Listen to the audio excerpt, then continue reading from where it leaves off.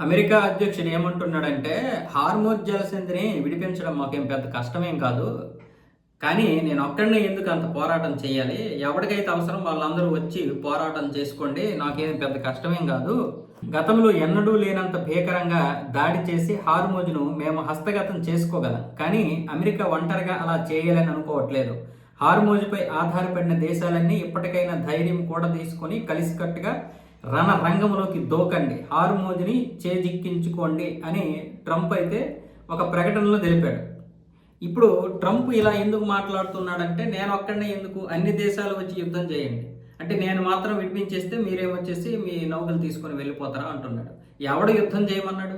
ఎవడు యుద్ధం చేస్తే ఈరోజు హార్మోజ్‌ని వాళ్ళు క్లోజ్ చేశారు?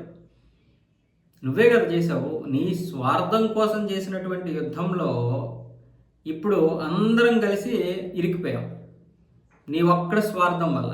అయితే నువ్వు చేయడం ఇక మంచిదేలే. అన్ని దేశాలన్నింటికీ ఇప్పుడు సంక్షోభం ఏర్పడినా భవిష్యత్తులో అమెరికాకి అగ్రరాజ్యం అనే హోదా అయితే కోల్పోతాడు.